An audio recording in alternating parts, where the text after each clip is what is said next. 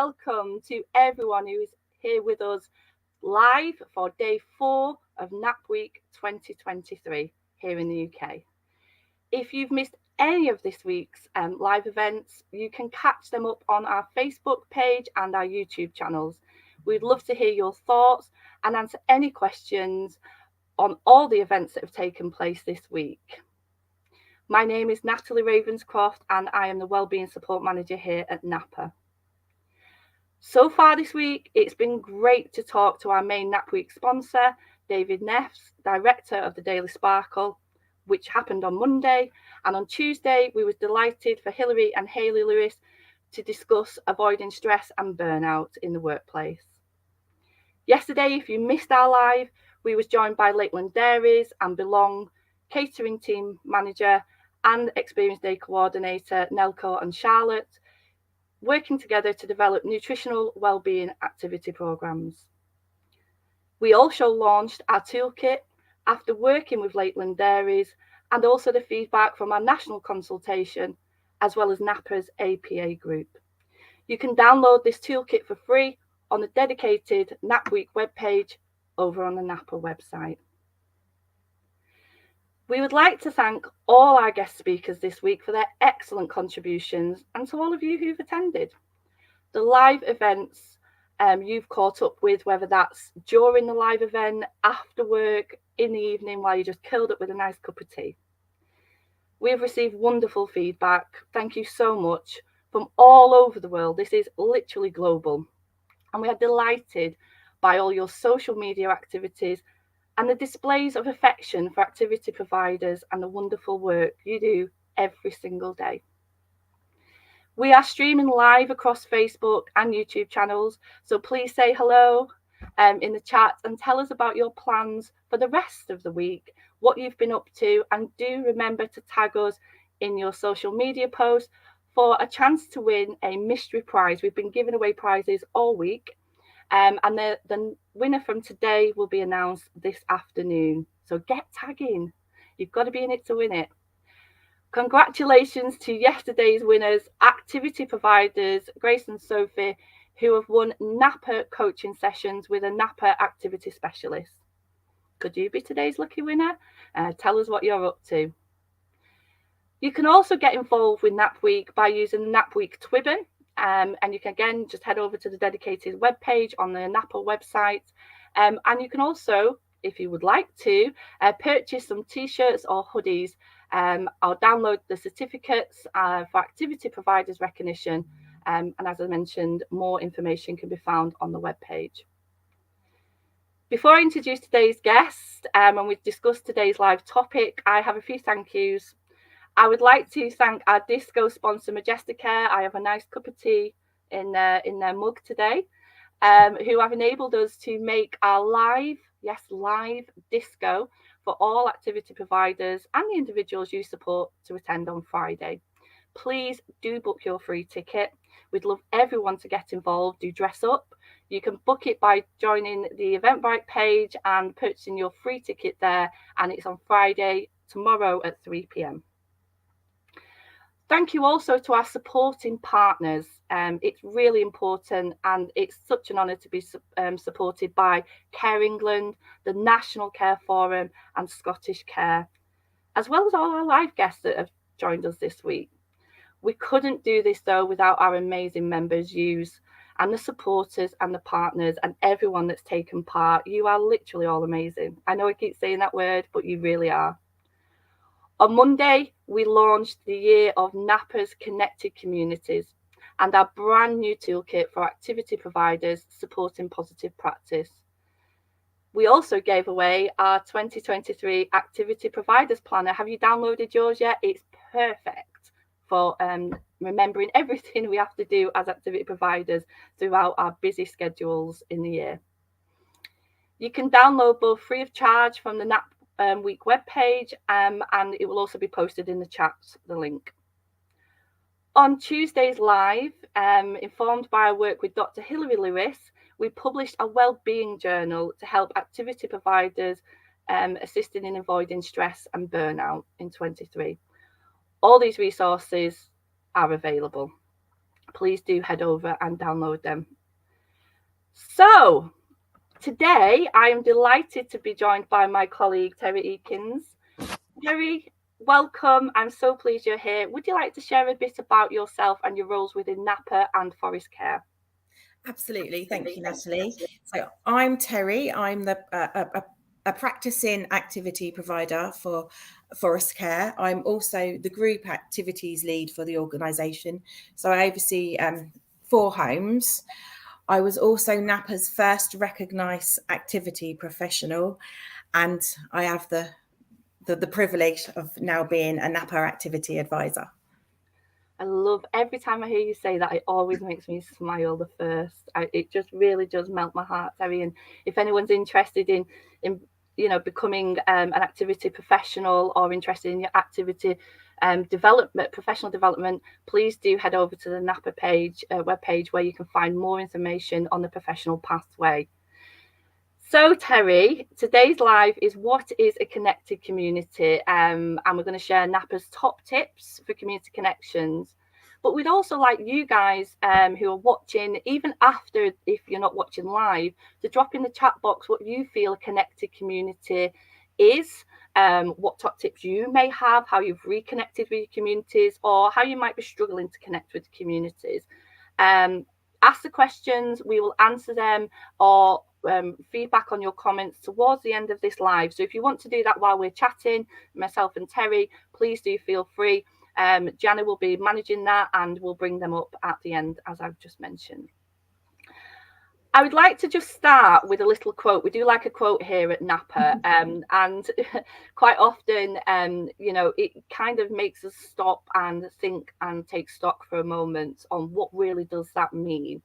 And there's a little quote here by David Spangler, and it says, "Some people think they are in community, but they are only in proximity. A true community requires commitment and openness. It is a willingness to extend yourself, to encounter and know the other."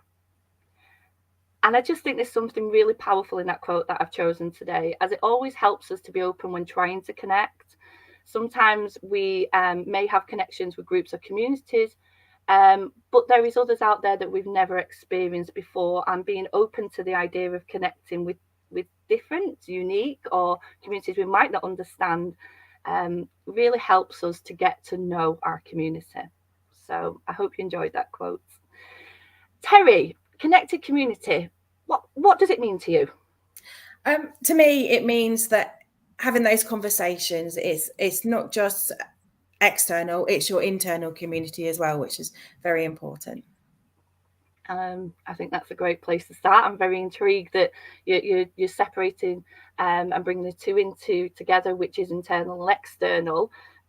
So, okay, let's discuss internal communities then. Let's start with the foundation, because I often believe that that an internal community is a great place to start before we're branching out to your external. So, do you want to just tell me a bit about what your explanation of a connected internal community might be? Yes. So the internal community is everybody what's around you internally. So it's your front of house team, it's your care team, it's the individuals you support, their families. It's really important to include the night team as well. You can set up meaningful engagement with minimal disturbance for a night team. You can use resources like creative writing, for example, which is a picture, and you can set aside some questions, which can be, or you can use pictures on the wall or magazines, so it can be done spontaneously. I like to have a basket of resources readily available, so colouring items, books, magazines, sensory items. And I think many times the night team, we think that activity provision and is for the daytime. Actually, the nighttime is just as important. I like to include, so when we do the cultural events or pop-up restaurants, ask the catering team to put on some extra food so the night team can do the tasting as well. When we all know that as APs love to take photos, leave a camera out for the night team as well, because they have fun during the nights as well, and you can get a real feel to see what the engagement is with the individuals they're supporting. I love that. And thank you so much for highlighting the night teams. I'm sure anyone who is watching that might work on night shifts or, is an AP would just be inspired from that feedback on supporting the night teams. It's not that we forget about them. I think because everything's so busy in the day, that quite often they can just be missed innocently. And I love the idea of leaving baskets out. So we have lots of creative writing resources at NAPA. And as you just said, a Polly Pocket with some lined paper and some pens and just saying, here, use this. You don't have to set up a full art session with paint or clay for the evening. And you don't want to overstimulate individuals. But similarly, care is 24/7. People have different bedtimes. I go to bed at 10 o'clock every night. I know my friend who stays up till 1 o'clock in the morning because she can't sleep. Everyone is different and individual. And if people want to be awake through the night, we need to be giving them something to do, but we need to be equipping our staff to be able to deliver and support that. So thank you for that. I think we have a lot of enriching connections via our internal community as well. And quite often I will say via the support line service when I get asked how to connect with staff teams. So again, talking about your internal community, where can I start? And I think, I don't know what you feel, Terri, but I think that it's important to embed that connection and conversation with our staff teams right at the beginning of their role. I think when they join the organisation, it should be part of that induction process that they meet the activity provider and that the activity providers got that perfect opportunity to explain what well-being is, but also ask the staff member, like, when's your birthday so I can put you on the calendar? What hobbies are you interested in? Do you have any children or grandchildren or nieces or nephews that attend a group like line dancing, Morris dancing, scouts? And then also, what are they interested in? Because you might never know, but Claire that you work with might be a secret knitter.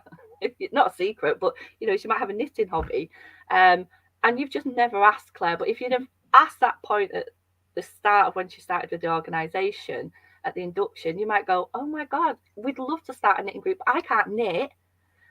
Would you mind if I supported and supplied? Would you mind running a knitting group and giving that ownership? And I think, Terri, do you think that kind of embeds the well-being approach plus that community internal connection? Absolutely. I think empowering the teams. If you're happy, if you're going into your care setting and provide and being able to deliver maybe your hobby or interest, you're going to be more excited about going to work, and it's going to flow naturally. And there's always scope for learning. There's lots of, and like you said, unless we have those conversations with the teams, I'm never going to know that Claire loves knitting, or Mary's part of one of the Morris dances. So it's really important to have those conversations, and then you'll find that you're opening up those internal communities, and they're right on your doorstep. That you're close by. I think that's absolutely correct. So we would say, please do go and find out what your staffing teams do enjoy, what their hobbies and interests are, and draw down on that, get support from that, give them ownership in that, and also family and friends. Families want to be involved, so ask them what groups they're in, if they know someone, if they play an instrument, they might come in and do a little hour session. Okay, perfect. So, pardon me, you mentioned external community, and most people watching today may have sadly lost community connections since the pandemic, because groups have folded or lack of funding, or the length of time of with loss of contacts may have been affecting that relationship. But also we have new activity providers coming into the role, and they might have to start creating community connections. So what about the external, Terri? Have you got any advice or support around that? First and foremost, I'd just suggest go outside. look what's around you. You can, if you can take invite an individual you're supporting to join you. Just walk around, look around, see what's around you. Is there any local shops, any community centres, public pubs? Use the internet. If you're provided with transport, go in your van and have a drive around. Look, I mean, I always do it whenever I go shopping. I'm looking on the community notice boards, seeing what's available, seeing what your local council has to offer. You need to look at the proximity of where you are. So, is it accessible? Do I require transport to get there? Is there wheelchair accessible transport? Do you have the budget for it? It's just looking at everything around you. I think you're right there in a case of using your home as the anchor. So quite often through the support service, when we get asked about connecting with the community, where do I start?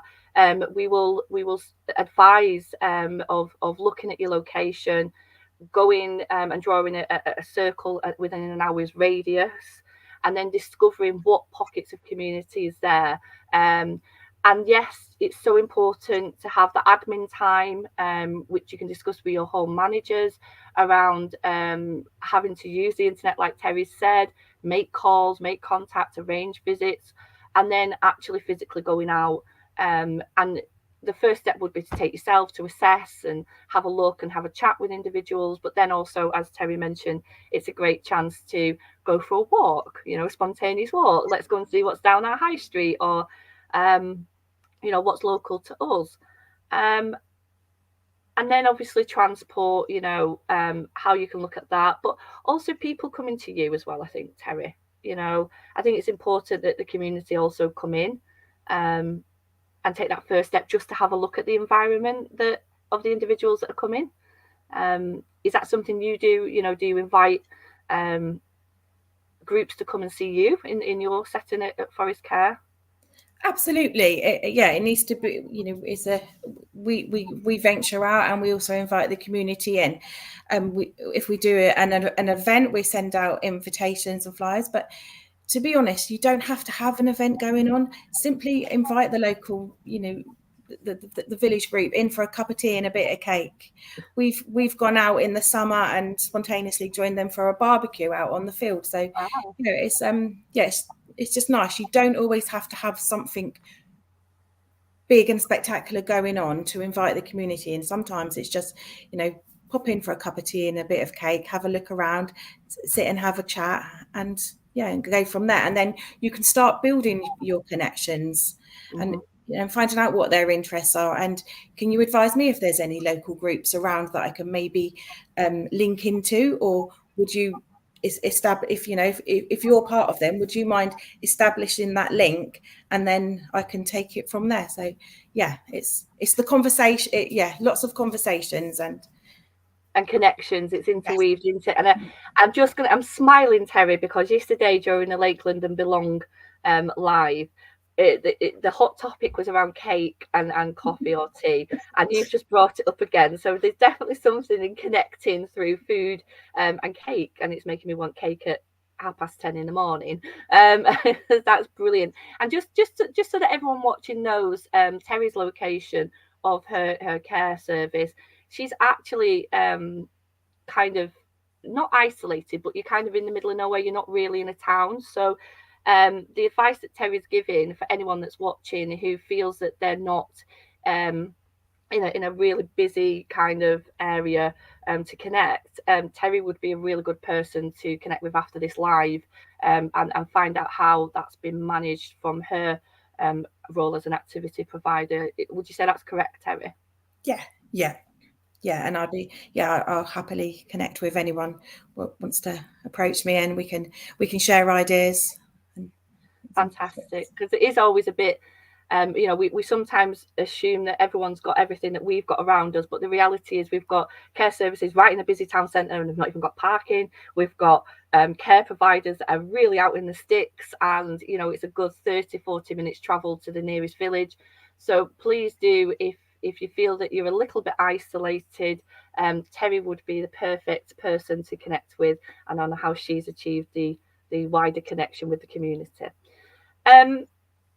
I also think being inclusive when connecting with your community is really important. And I know we've had this conversation, Terri, in the past about certain groups and communities that we often feel nervous about connecting with or reaching out to because we don't have a lot of knowledge. And we always say, don't we, that you're not experts as activity providers. You don't need to know everything, but you can learn things through support, and it's okay to seek them questions. So I would, Terri, do you want to join in? Advise that, if that's what you want to do and connect with, then come and seek that support and guidance. And we would love to discuss that with you. We have a range of advisors here at NAPA on inclusive approaches and connection with your community. And in our calendar every month for the year of 2023, there will be a page section which advises you on steps to take with connecting with the community, and the subject for February is inclusive community connections. Terri, I'm going to come back to you again now. What benefits connecting with the community does it bring to the individuals you support? Huge benefits. Not only does it enhance their esteem and general well-being, it gives a sense of belonging. It can instigate conversations that perhaps are, have not been had for a while or never had, and it's all about reconnecting. Yeah, definitely that sense of belonging. And I think Tom Kitwood, for those of you who don't know Tom Kitwood, please do go and find his book and have a read. It's got some interesting theories and approaches and practices to person-centered care, but he emphasizes that the person retains their value as a human being throughout the journey of dementia, and that you get the opportunity to engage in relationships that you appreciate, and where you're appreciated yourself as a human being. One needs to be valued in a community. So I think it is that sense of belonging, and it is that approach, that purpose almost. If you've got a person that is connected with a primary school and they go and assist reading once a fortnight, or they help with their school allotment, that's giving that individual a sense of purpose to get up, something to look forward to, but keeps them connected. So I think that brings us nicely on to my next question. How, Terri, do we discover what or which part of the community the individuals we support would like to connect with? How would I go about that, especially for the new APs watching this morning? I'd begin with the conversation, so connecting with the individuals, their families. Life story work at NAPA have a great tool to support life story. It's speak to the families, to the care team. Just source as much information as you can to then know where to begin to be connecting, to know what community you need to try to connect with to support the individuals.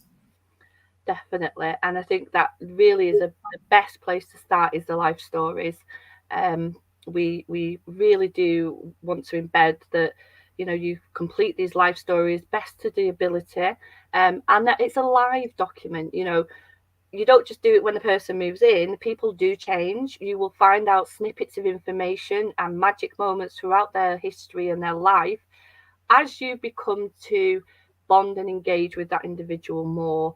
They might say, it might be just something spontaneous as you're holding a cooking session, and they might say, I remember making the wedding cake once for my daughter's wedding, and it was all royal icing, and I remember it just splurted everywhere with my piping bags.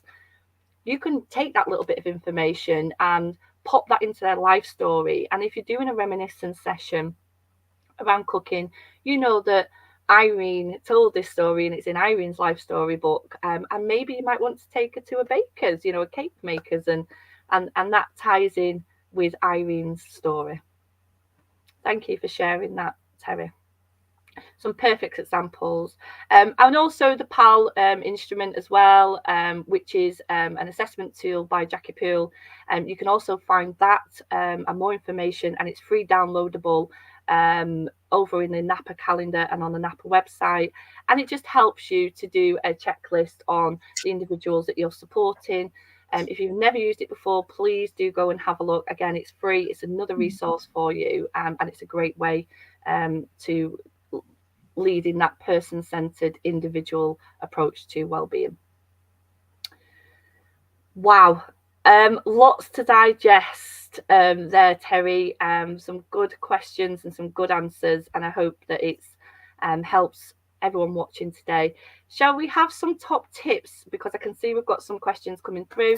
Should we have some top tips for anyone watching? Just let's quickly go through what we would say. Let's probably go for about 5. Do you want to do your top tips first, Terri? Yeah. Okay. So firstly, I'd find out if the community you're trying to engage with still exists. As we know, many have closed due to the pandemic. So yeah, firstly, find out that first, so you're saving your time. Make the phone call, send an email or a card, or drop by in person for a chat. Yeah. I'd also suggest having a meeting with your manager. You need to talk about your budget and the plans for the year ahead, so you know what the expectations are, so that you can plan around them. Yeah. Speak to your team. Maybe they have links to the community you're trying to reconnect with. If there's someone on your team that perhaps lives locally to your setting, then engage with them and see, ask them, are there any community groups? Is there anything around us you think that we could bring in? And like I said earlier, it doesn't have to be an event. Just a simple invite out to the community, inviting them in, tea and cake, anything. It's just that warm feeling, and the community like to feel that as well. Sometimes they perhaps think, we can't go. We need to wait for that invitation. So us taking the first steps is inviting them in, and then hopefully they will start spontaneously coming to you. I love that. We'll go back to that tea and cake conversation again. And yeah, we do love cakes here and pets. So yeah, I think you're absolutely right. Sometimes people might be, I think that's a really good point. Some people might be waiting for an invitation, or they might feel that, they can't come in the care home or the care setting because it's only for family or people that live there. It's not part of the community. If you're holding a summer fete or a Christmas market or an Easter celebration, and they might think, oh, well, I don't know anyone that lives there, or anyone that visits there. I don't think I can go. Will they allow children in? I think it's important, like you said, for you to make them links. So thank you for them top tips. I think they're brilliant. My top tips would be keep it simple, start small. Like Terri said, please, it's okay. You don't need to do a massive event and have it all singing, dancing with bells on. I often have this comparison of we don't all live on a cruise ship. It's fine to have intimate, small conversations, a little tiny book club, or just like Terri said, a tea and a piece of cake is absolutely fine. There is no need to put pressure on yourself as activity providers to go out and start running. Be led by the individuals that you support. What, who, and why do they want to connect, or why don't they want to connect? Because, it's okay us assuming that they want to connect with a local nursery. Do they even like children? Do they have that relationship where they want to see little children or medium or teenagers?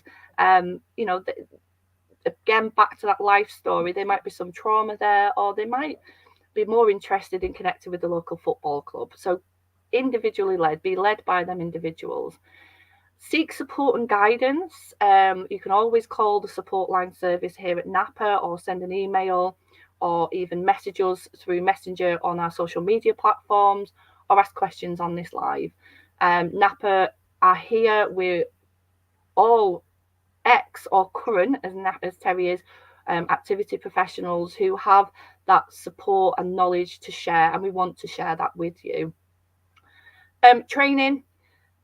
We're all not naturally born with skill sets It's okay to not know something. That's perfectly fine. And if you want to discover more on how you can expand your knowledge, NAPA has a great professional development pathway, as I mentioned earlier on. Please again do go and see that over on the NAPA website. And for the month of January, so to January the 31st, we have an amazing £50 off the current training price. And yes, if you are a member, we know you get a huge discount anyway. You get the £50 on top of that. And I'm hoping that Jana might pop the code in the chat for you now. And lastly, my top tip, it's okay. If something doesn't work, if something doesn't happen, just keep evaluating and keep communicating with them connections that you've made or trying to make. It might change. Your community base might change. As different individuals move in, you might not need to connect with your local scouts at the time being, because the individuals that were really interested may have moved on, and you might have a new group who want to connect with a bonsai tree group. So we have a few minutes for questions in our chats. Do we have any there, Janet? Yes, we do. Okay. Natasha, where do I find the time? I'm so busy doing daily activities. I think this one's for you, Terri. Okay, so plan time into your day or your week. Have the conversation with your line manager. Ask, is there anyone in say from the care team what would support an activity? Perhaps if you've made a community link with, so back to Claire, who loves knitting. So if you set up that knitting group and Claire wants to lead it, there's your time to sit and plan. Fantastic, thank you, Natasha. I hope that answered your question. It is all about the planning. I think we've got another one here now. Minimal. What if I don't have access to a minibus? This is a question we always near enough get through the support line services. I can't get community transport. And I think it's about planning again, just as Terri said. And Terri, do interrupt here if you feel that you've got an answer to this too. But what I found working as an activity provider was I had to connect with my council, because they had 3 schemes going. One was the Ring and Ride scheme, one was the Wheelie Bus scheme, and another one was a community initiative that the council had funding for to encourage people over the age of 55 to get out in the community. But also taxi services. They will normally, with adapted vehicles, be booked out school hours. Yes. And I would always have to plan getting out and about in between 10 o'clock in the morning and 2 o'clock in the afternoon. And while that might not always be ideal, or after 4 p.m. as well, because don't forget evenings, Terri. But why that might not be ideal, it normally is a lot quieter. And in school holidays, there was a lot of flexibility because they didn't have the school contracts. So that would be mine. Do you want to add anything to that, Terri, at all? No, absolutely. I'd mirror exactly what you said. Definitely. Fantastic. Okay, we've got another one here. Oh, Facebook user. Did forget to mention, you don't have to put your name if you want to ask a question. We can accept anonymous questions, so please do put that in. Hi. Oh, sorry, that just went, Jana. I know that went too quick. Nicole, we don't have access to minibus, so we book wheelchair access taxis. Fantastic, Nicola. Shauna, I love to do relationship maps. Yes, see all the links to the community you already have with those living and working in the home, grandchildren in youth groups or family members that run pubs, etc. Amazing content connections to be made. Perfect, Sheila. Thank you so much. That's absolutely right. And Daniel, oh, they're coming in thick and fast. Daniel, I know going out is good, but it can be very difficult for me. Okay. I'm not sure how you mean it can be difficult, Daniel. Do you mean as in staff support, resources, access? Please do give us a call on the support line if you want to answer that. You want us to answer that question, but I'm just not sure on what detail is there. Anna, I'm new to the role. Where would I begin? Terri, over to you. Anna's new to the role. Congratulations. Where can she begin, Terri? right at the beginning, Anna. So observations, conversations. If you work for an organisation, then I would suggest linking in with the other activity providers for a bit of support to see where they begun. NAPA's support service. I would happily chat to you because I began as well. Yeah, it's back to conversations. Speak to your teams, speak to your manager. You know, when you took on the role, obviously there, you know, you had your job description, but just have them chats and see what actually is the expectation. How am I going to be supported with it? Thank you, Terri. What do you think, Natalie? Yeah, I think exactly the same. And I think back to what Sheila's just said as well, for pointing out, and as we mentioned in the initial conversation, just start with where you are, where you're based, what's around you, discuss with them individuals what they want, who they want to connect with. And, they're just your foundations, internal connections. Don't think big, there's no rush. It will, I don't know about you, Terri, but when I was in practice, it took a good 3 years for my service to be embedded into the community. That's 3 years. So there's no need to rush. And we said that in the top tips before. It's okay. Have we got any more questions, Jana? Steph, does it always need to be going out? Is it okay to invite the community to me? Terri, you touched on this before. Do you want to just explain to Steph?